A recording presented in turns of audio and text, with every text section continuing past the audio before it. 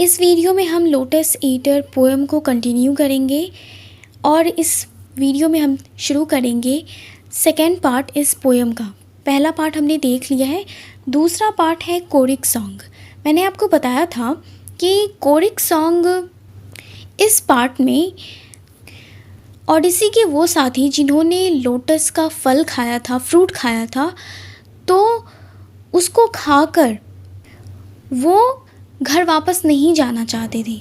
वो नहीं चाहते थे कि अब वो कहीं और जाए। वो सिर्फ़ और सिर्फ अब उस आइलैंड के ऊपर ही रहना चाहते थे और वो कहीं नहीं जाना चाहते थे।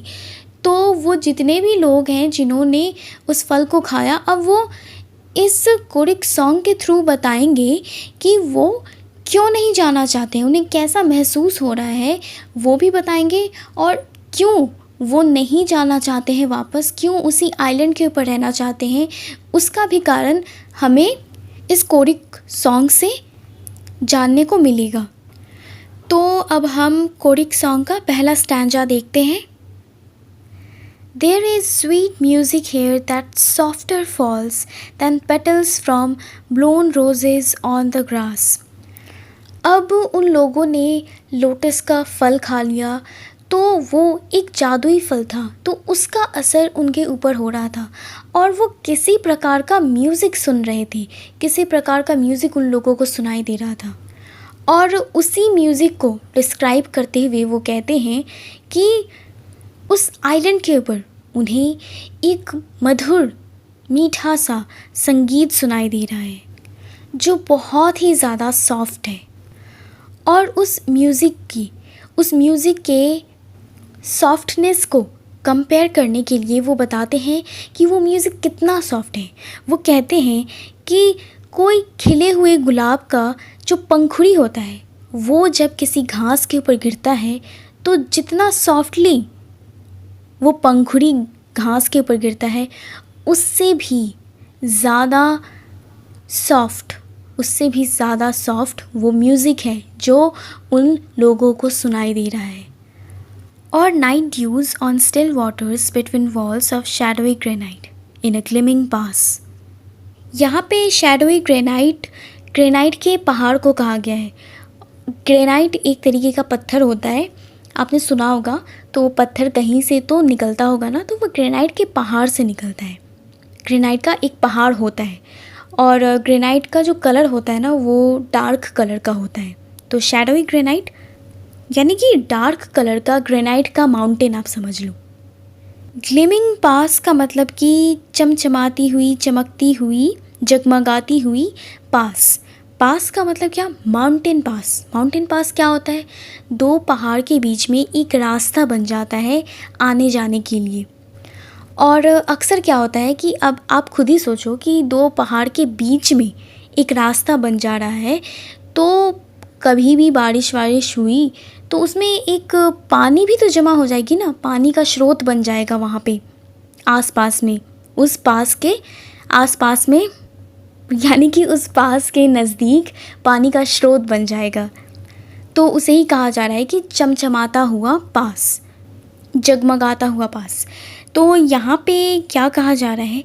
यहाँ पे कहा जा रहा है कि जब रात में ओस गिरती है तो ओस की बूंदें पहाड़ों के बीच से जो चमचमाते हुए पास हैं, उसमें कहीं पे भी जो स्थिर पानी है, रुका हुआ पानी है, उसके ऊपर जब वो ओस की बूंदें गिरती हैं, तो जितने सॉफ्टली वो ओस की बूंदें उस रुके हुए पानी के ऊपर गिरती हैं, उससे भी कहीं ज़्यादा सॉफ्ट, कहीं ज़्यादा मधुर वो म्यूज़िक है, वो संगीत है जो उन लोगों को सुनाई दे रहा है। यानी कि कंपैरिजन अभी तक रुक नहीं रहा है। वो लोग बताते जा रहे हैं कि ओस की बूंदें जब पहाड़ों के बीच से गुज़र कर पानी के ऊपर गिरती है, स्थिर पानी के ऊपर गिरती है, और जितने कोमलता के साथ, जितने सॉफ्टली वो पानी के ऊपर गिरती हैं, वो ओस की बूंदें पानी के ऊपर गिरती हैं, उससे भी कहीं ज़्यादा सौम्य, सॉफ्ट वो म्यूज़िक है जो उन लोगों को सुनाई दे रहा है जिन्होंने उस लोटस के फल को खाया था। Music that gentlier on the spirit lies than tired eyelids upon tired eyes।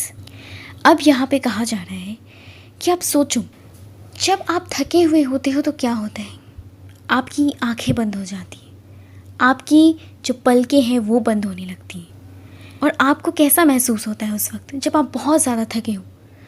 आपको महसूस होता है कि आपको बहुत ही ज़्यादा सुकून मिल रहा है। तो यहाँ पे ये कहा जा रहा है कि जब थकी हुई आँखों पे थकी हुई पलकें गिरती हैं, तब आपकी आत्मा को जितना सुकून मिलता है, जितनी राहत मिलती है, जब आप थके हुए हो और आप अपनी पलकें गिरा रहे हो, आप सोने को जा रहे हो और अपनी आंखें बंद कर रहे हो, अपनी पलकें बंद कर रहे हो, तब जितना आपकी आत्मा को सुकून मिलता है, उससे भी कहीं ज़्यादा सुकून वो म्यूज़िक उन लोगों को दे रहा है।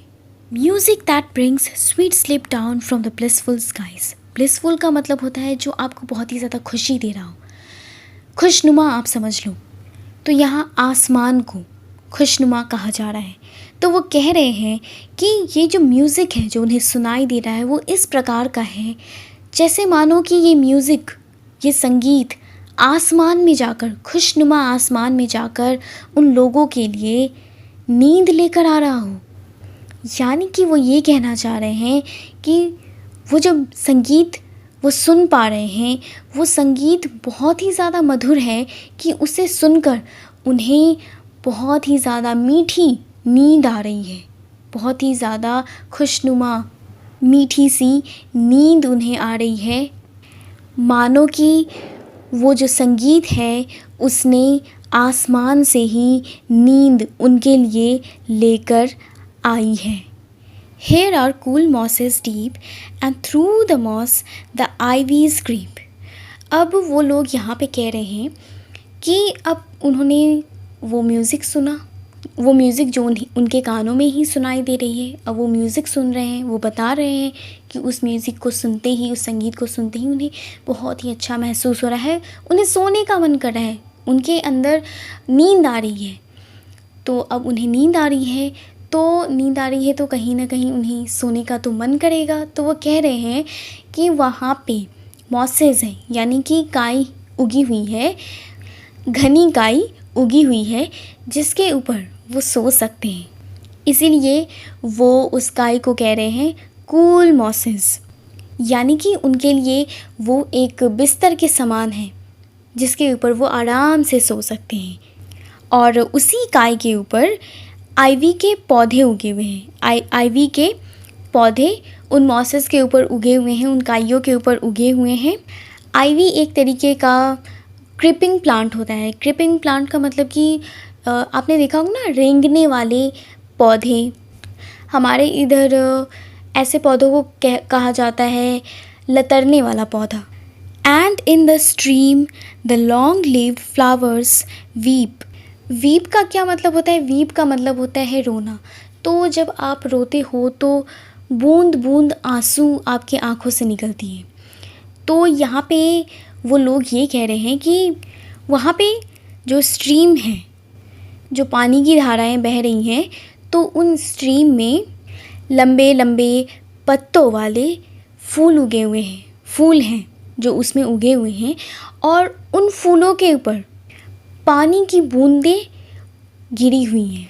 तो ऐसा लग रहा है कि उन फूलों की आँखों से आंसू निकल रहे हैं, जबकि वो है क्या? जबकि वो हैं उनके ऊपर पड़े हुए पानी की बूंदें। यानी कि उस धारा में जो फूल उगे हुए हैं उसके ऊपर पानी की जो छींटें पड़ी हुई हैं वो बहुत ही खूबसूरत लग रही हैं देखने में। इसीलिए तो वो लोग उसके बारे में बता रहे हैं। And from the craggy ledge the poppy hangs in sleep. Craggy का मतलब होता है पथरीला, लेंच का मतलब होता है किसी पहाड़ के आगे का निकला हुआ हिस्सा, और पॉपी एक तरीके का प्लांट है जिसका इस्तेमाल नशीले पदार्थ बनाने के लिए किया जाता है या फिर दवाइयाँ बनाने के लिए किया जाता है। तो यहाँ पे ये कहा जा रहा है कि वहाँ पे कोई एक पथरीला सा पहाड़ है, चट्टान है, जिसके किनारे पे पॉपी के पौधे उगे हुए हैं। और वो पौधे उगे हुए हैं तो इस तरीके से लटके हुए हैं जैसे मानो कि लग रहा हो कि वो नींद में हैं, वो सो रहे हैं। अब वो लोग जिन्होंने लोटस का फल खाया था उन्हें तो ऐसा ही नज़र आएगा ना। ऊपर से जो पॉपी का पौधा होता है, अब उसे किसी ने कंज्यूम कर लिया, उसे किसी ने खा लिया, तो क्या होगा कि उसे नींद आने लगेगी। यानी कि वो लोग जिन्होंने भी उस लोटस का फल खाया है वो तो जाना ही नहीं चाहते, वो उसी आइलैंड के ऊपर आराम करना चाहते हैं और आराम करने का वो बहाना भी बता रहे हैं। जो लोग होश में हैं उन्हें वो कन्विंस करना चाहते हैं कि भाई रुक जाओ, कहीं मत जाओ, क्योंकि इस आइलैंड के ऊपर बहुत ही अच्छा सा संगीत सुनाई दे रहा है, इतना बेहतरीन सा दृश्य है। हम यहाँ पे आराम से इन मॉसेस के ऊपर लेट जाते हैं, फूलों को देखते हैं, आसपास के पेड़ पौधों को देखते हैं और फिर अंत में वो कहते हैं कि यहाँ के जो पौधे हैं वो भी सो रहे हैं तो हमें भी सो ही जाना चाहिए। उन्होंने बताया ना कि पॉपी प्लांट उन्हें सोया हुआ नज़र आ रहा है, तो वो भी रिलैक्स करना चाहते हैं, आराम करना चाहते हैं। अगला स्टैंजा हम देखते हैं। Why are we weighted upon with heaviness and utterly consumed with sharp distress, while all things else have rest from weariness? Utterly का मतलब होता है पूरी तरीके से, completely। अब यहाँ पे वो सवाल करते हैं, वो लोग सवाल कर रहे हैं कि आखिरकार क्यों उन्हें बोझ के तले दबना पड़ रहा है, आखिरकार क्यों वो बोझ के तले दबे हुए हैं, क्यों उन्हें इतना ज़्यादा दर्द, इतना ज़्यादा कष्ट, इतना ज़्यादा परेशानी सहना पड़ रहा है, क्यों वो पूरी तरीके से परेशानी, कष्ट, दुख इन सभी से घिरे हुए हैं, क्यों, जबकि बाकी चीज़ें वो सभी तो आराम करती हैं, अपना थकान मिटाने के लिए आराम करती हैं, पर हमारे साथ ऐसा क्यों नहीं हो रहा है, क्यों हमें इतना ज़्यादा परेशानी हो रहा है, क्यों हमें इतना ज़्यादा थकावट महसूस हो रहा है और हम उस थकावट को कम भी नहीं कर पा रहे हैं और हम परेशानी के बोझ के तले दबते जा रहे हैं, ऐसा क्यों? All things have rest. Why should we toil alone? We only toil, who are the first of things, and make perpetual mourn, still from one sorrow to another thrown. Toil का मतलब होता है कठिन परिश्रम करना, हार्ड वर्क करना। Perpetual का मतलब होता है कभी ख़त्म ना होने वाला। मौन का मतलब होता है दुख, कष्ट, उदासी। अब वो यहाँ पे कह रहे हैं कि बाकी जितनी भी चीज़ें हैं, बाकी जितने भी जीव हैं, जो भी चीज़ें, उन सभी को आराम करने का मौका मिलता है। इस नेचर में जो भी चीज़ें हैं उन सभी को आराम करने का मौका मिलता है, वो आराम करते हैं। तो सिर्फ़ और सिर्फ हम क्यों कठिन परिश्रम करें, हम क्यों अकेले कठिन परिश्रम करें। हम यहाँ पे वो जितने भी ह्यूमन बींग्स हैं, जितने भी मानव जाति हैं, मानव हैं, उनके बारे में कह रहे हैं कि हम मानव को इतना ज़्यादा कठिन परिश्रम करता है, हम क्यों इतना कठिन परिश्रम करें, सिर्फ हम ही क्यों इतना कठिन परिश्रम करें, जबकि हम सभी चीज़ों में, सभी क्रिएचर में, सभी जीवों से सर्वश्रेष्ठ हैं, सबसे सुपीरियर हैं और हमें ही हार्ड वर्क करना पड़ता है। क्यों हम करें, जबकि हम सबसे महान हैं, सबसे श्रेष्ठ हैं, सबसे ऊपर वाली श्रेणी में आते हैं, उसके बावजूद हमें काम करना पड़ता है, इतना परिश्रम करना पड़ता है। तो ऐसा हम क्यों करें, और हमें इतना कठिन परिश्रम भी करना पड़ता है और लगातार दुख, दर्द, परेशानियाँ, इन सभी चीज़ों का सामना भी करना पड़ता है, क्योंकि ये दुख, दर्द, परेशानियाँ एक के बाद एक हमारे जीवन में आती रहती हैं, कभी ख़त्म ही नहीं होती हैं, आती रहती हैं और हमें उन सभी को सहना पड़ता है। इसीलिए वो कह रहे हैं तो हमें क्यों इतना ज़्यादा स्ट्रेस लेना है, हम कोई काम ही नहीं करते हैं, आराम से बैठते हैं। Nor ever fold our wings and cease from wanderings. अब वो यहाँ पे कहते हैं कि उनका ये जो भटकना है, उस समुद्र में इतने सालों से इधर से उधर भटक रहे हैं, ये तो रुकता ही नहीं है, ये कभी रुक ही नहीं रहा है, वो बस भटक ही रहे हैं। उन्हें मौका ही नहीं मिला कि वो किसी चिड़िया की तरह अपने पंख को मोड़ सकें, अपने पंख को समेट सकें। उन्हें ऐसा कभी मौका ही नहीं मिला, वो कर ही नहीं पा रहे। जब कोई चिड़िया अपना दिन भर का सारा काम करती है, वो अपने पंख फैलाकर इधर से उधर उड़ती है, तो जब आराम करने का समय आता है तो वो अपने पूरे पंख को सिकोड़ कर मोड़ कर एक किसी पेड़ के ऊपर बैठ जाती है, आराम करती है। तो वो मौका, जिस तरीके से वो चिड़िया आराम करती है, वो मौका इन लोगों को नहीं मिला, क्योंकि वो इधर से उधर भटकते ही जा रहे हैं। Nor steep our brows in slumber's holy balm। Steep का मतलब यहाँ पे हुआ गिराना, झुकाना, और स्लम्बर का मतलब हुआ नींद, मीठी सी नींद। बाम क्या होता है? बाम का मतलब होता है कि एक ऑइंटमेंट, एक क्रीम जो आपको कहीं पे दर्द हो तो आप लगाते हो ताकि आपका दर्द ख़त्म हो सके या फिर कम हो जाए। तो यहाँ पे वो लोग ये कहना चाहते हैं कि वो अपना सर ही नहीं झुका पाते, वो अपना सर नहीं झुका पाते। कहाँ नहीं झुका पाते? नींद रूपी जो पवित्र बाम है, जो पवित्र क्रीम है, उसमें वो अपना सर ही नहीं झुका पाते हैं। यानी कि वो ये कहना चाहते हैं कि जो नींद है, वो नींद उनके लिए एक बाम के समान है, एक होली बाम है, जो उनके जितने भी दुख, दर्द, परेशानियाँ और उनके अंदर जितनी भी थकावट आ चुकी है, उन सभी का इलाज करने वाली है।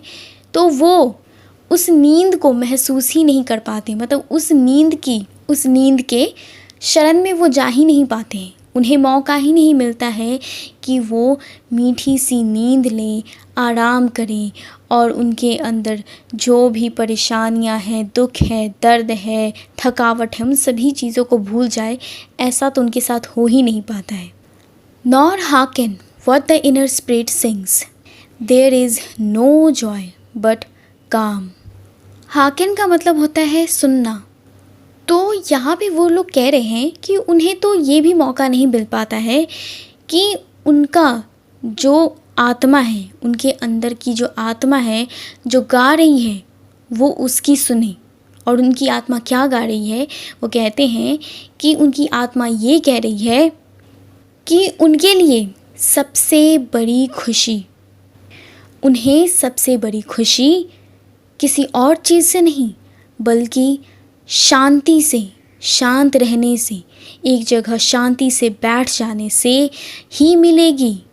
ये उनकी आत्मा कह रही है कि शांत हो जाओ, शांति महसूस करो, शांत हो जाओ, आराम करो और तभी तुम्हें खुशी मिलेगी।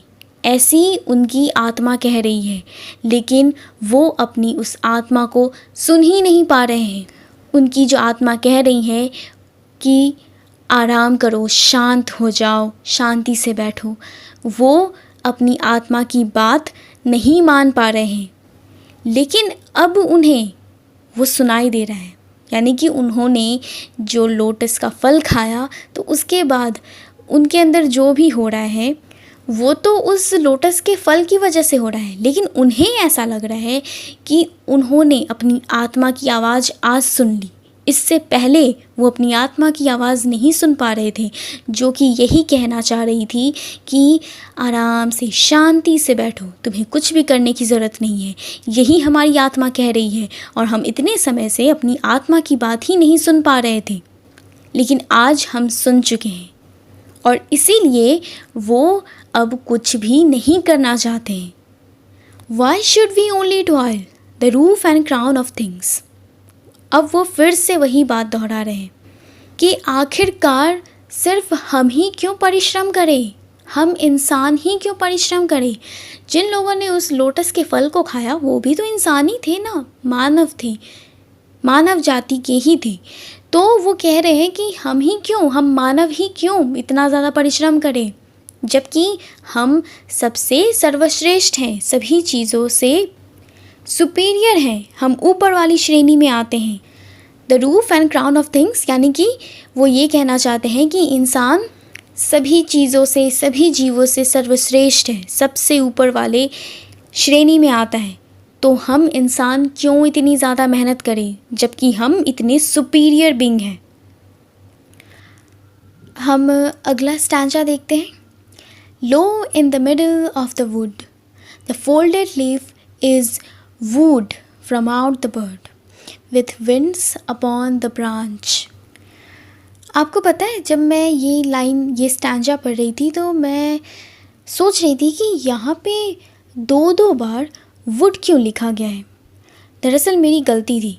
जो सेकेंड लाइन है उसमें जो वुड लिखा गया है वो WOOD वुड नहीं है, वो WOO''D है, यानी कि उसका असली स्पेलिंग ये है WOOED वुड, जिसका मतलब क्या होता है, किसी को अपनी तरफ आकर्षित करना, किसी को लुभाना। और यहाँ पे जो LO लो लिखा गया है, इसका मतलब है कि वो जितने भी लोग थे जिन्होंने लोटस का फल खाया था, तो वो अपने साथियों से कह रहे थे कि देखो, किसी और इशारा करते हुए कह रहे थे कि वहाँ देखो, लो यानी कि देखो। अच्छा, आपने कभी किसी पत्ती को उगते हुए देखा है? मतलब वो एकदम छोटी सी कली के समान पेड़ में होती है, पेड़ की डाली में होती है, और उसी कली से एकदम छोटा छोटा जो लीफ होता है, पत्तियाँ होती हैं, वो उगती हैं। तो जहाँ से उन पत्तियों का ग्रोथ शुरू होता है, जहाँ से वो उगना शुरू होती हैं, उसे कहते हैं बड। बड का मतलब सिर्फ फूल की कली नहीं होता है, जहाँ से पत्तियाँ भी उगती हैं, जिस पॉइंट से पत्तियाँ उगती हैं उसको कहते हैं बड। तो यहाँ पे जो लोग हैं जिन्होंने लोटस का फ्रूट खाया था, वो अपने बाकी साथियों से कहते हैं कि देखो, वहाँ जो पेड़ों का झुंड है उसके बीच देखो, वहाँ पे तुम्हें एक छोटी सी पत्ती नज़र आएगी। फोल्डेड लीफ यानी कि छोटी सी पत्ती नज़र आएगी, जो अभी उगी नहीं है, अभी छोटी ही है, फोल्डेड है अभी, और वो बड से बाहर आ रही है। तो जिस प्रकार से वो पत्ती उस बर्ड से बाहर निकल रही है, उग रही है, ग्रोथ जैसे उसका हो रहा है, उस ग्रोथ को कहा जा रहा है कि मानो कि उस पत्ती को, वो जो पत्ती उग रही है, उस पत्ती को कोई लुभा रहा है। वुड का मतलब मैंने आपको बताया, किसी चीज़ को लुभाना, आकर्षित करना। तो ऐसा मानो कि उस पत्ती को कोई चीज़ है जो लुभा रहा है। वो पत्ती किसी चीज़ से अट्रैक्टेड है, कोई चीज़ है जो उस पत्ती को मानो अट्रैक्ट कर रही है, और वो पत्ती निकली जा रही है, किसी चीज़ की तरफ अट्रैक्ट होते होते वो पत्ती निकली जा रही है। ऐसा सच में नहीं होता है कि जो पत्तियां हैं वो किसी चीज़ से अट्रैक्ट होकर ग्रोथ हो रहा है उनका, ऐसा नहीं है। उनका तो वो नेचुरल प्रोसेस है ग्रोथ होने का। लेकिन यहाँ पे अभी आप पोएम पढ़ रहे हो तो उसको उसी हिसाब से हम देखेंगे ना। तो अब आप सोचोगे कि ऐसा कहा जा रहा है कि वो पत्तियाँ किसी चीज़ से आकर्षित होकर वो उग रही हैं, बाहर आ रही हैं, कली से उग रही हैं, तो वो किस चीज़ से अट्रैक्टेड हो रही हैं? आगे लिखा गया है with winds upon the branch, यानी कि जिस डाली पे वो पत्ती उगी हुई है, तो उस डाली के ऊपर जो पवन चल रही है, जो हवा चल रही है, उससे अट्रैक्टेड होकर, उस हवा से अट्रैक्टेड होकर वो लीफ, वो पत्तियाँ निकल रही हैं, ग्रो हो रही है, उनका ग्रोथ हो रहा है, ऐसा प्रतीत हो रहा है देखने में। And there grows green and broad and takes no care. उस लीफ के बारे में, उस पत्ती के बारे में ये कहा जा रहा है कि उसी डाली के ऊपर, जिसके ऊपर वो उग रही है, उसी डाली के ऊपर स्थिर रहकर वो बड़ी होती है, और बड़ी होकर हरे रंग की हो जाती है और फैल जाती है, या ब्रॉड यानी कि बड़ी हो जाती है।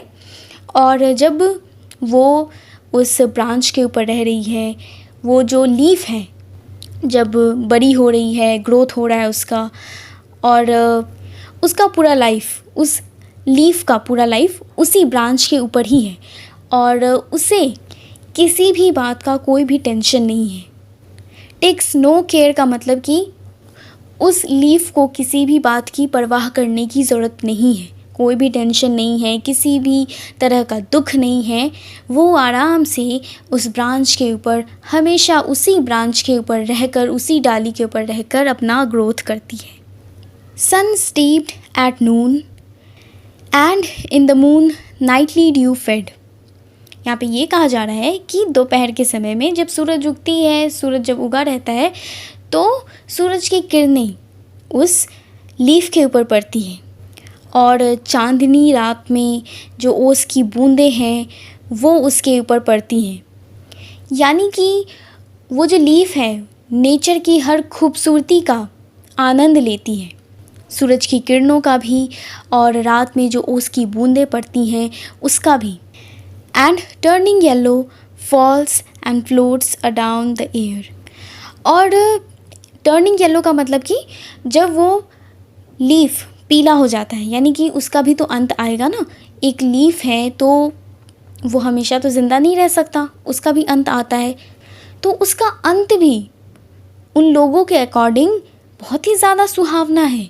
यानी कि जब उस लीफ का अंत आता है तो अंत में वो पीले रंग की हो जाती है और पेड़ से नीचे गिरती हुई, हवा के साथ फ्लोट करती हुई वो गिर जाती है, नीचे गिर जाती है और उसका अंत हो जाता है।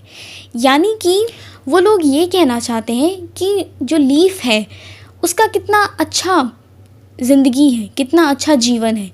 एक ही जगह पर स्थिर रहते हैं, नेचर का भी मज़ा लेते हैं, किसी भी चीज़ के लिए फ़िक्र करने की ज़रूरत नहीं है और उनका अंत भी बहुत ही सुहावना है।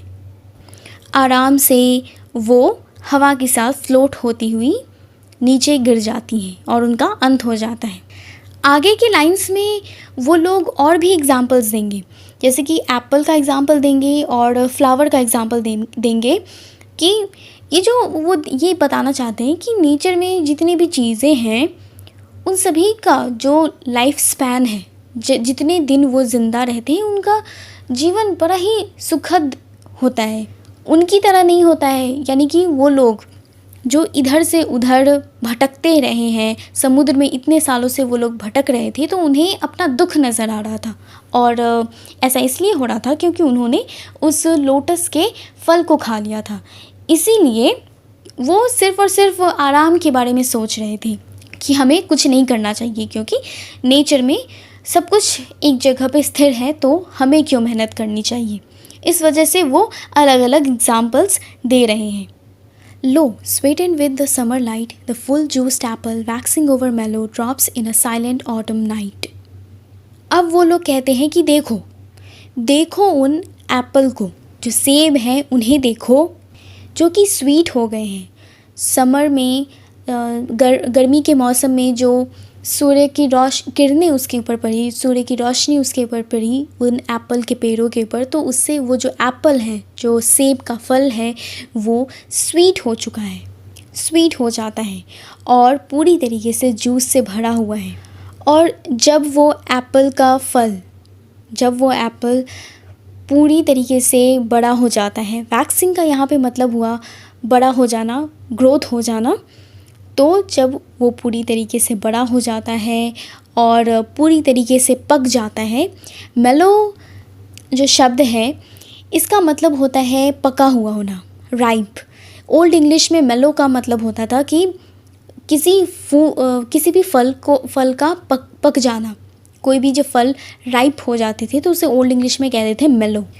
तो जब वो एप्पल बड़ा हो जाता है और पूरी तरीके से पक जाता है, तब वो ऑटम सीज़न में, पतझड़ के मौसम में धीरे से, आराम से, शांति से पेड़ से नीचे गिर जाता है। यानी कि वो कहना चाहते हैं कि एप्पल का भी जो लाइफ है वो भी बड़ा अच्छा है।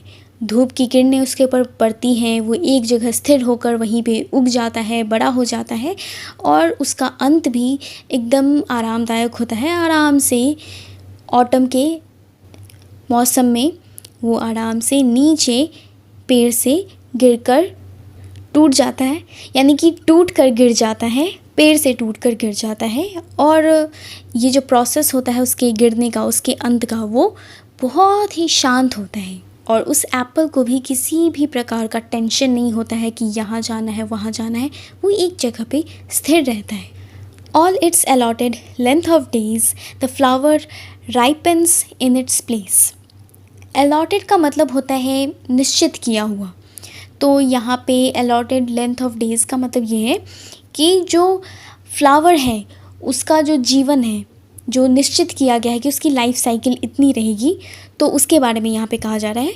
तो अब वो लोग इससे पहले एप्पल के बारे में बात कर रहे थे, अब एप्पल से वो फ्लावर की तरफ आ गए और उस फ्लावर के बारे में बात करते हुए कहते हैं कि जितने भी फ्लावर्स होते हैं उसका जितना भी निश्चित समय होता है, उसका जितना भी लाइफ साइकिल होता है, तो वो अपने पूरे लाइफ साइकिल में एक ही जगह पे स्थिर रहकर वो बड़ा होता है, कहीं और नहीं जाता है. उसका पूरा जीवन एक ही जगह पे स्थिर रहकर गुजरता है.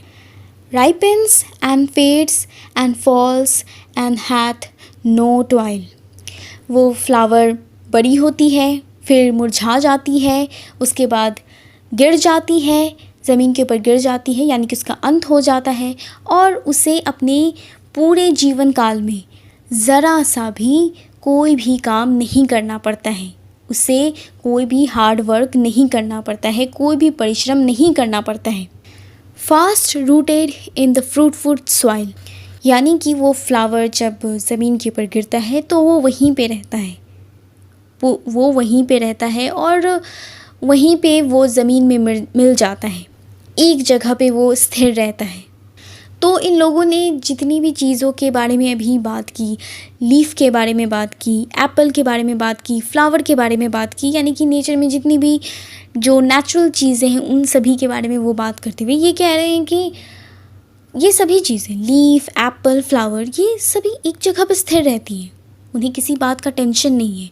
उनका जो लाइफ साइकिल है उसमें वो आराम से नेचर को एंजॉय भी करते हैं और उनका अंत भी काफ़ी सुहावना होता है, कष्टदायक उनका अंत नहीं होता है. आराम से वो पेड़ से गिरते हैं, टूटते हैं और जो फ्रूटफुल सॉइल है, फ्रूटफुल सॉइल यानी कि फलदायक सॉइल, फलदायक मिट्टी, यानी मिट्टी से ही तो वो सभी पेड़ पौधे उग रहे हैं, तो इसलिए उसे कहा जा रहा है फ्रूटफुल सॉइल. तो उसी फ्रूटफुल सॉइल में वो वहीं पे उगते हैं, वहीं पे बड़े होते हैं और उसी में मिल जाते हैं. उन्हें कोई भी टेंशन नहीं है, कहीं भी जाना नहीं है, एक जगह पर स्थिर रहते हैं वो. तो वो जो लोग हैं यही कहना चाहते हैं कि हमें भी उन्हीं की तरह एक जगह पर स्थिर रहना चाहिए. क्या ज़रूरत है इधर उधर जाने की, हम आराम करते हैं, आराम से हम अपना जीवन बिताते हैं, क्योंकि हमारे आसपास की जो चीज़ें हैं उनकी लाइफ भी इतने ज़्यादा आरामदायक हैं, तो हमारे भी होने ही चाहिए.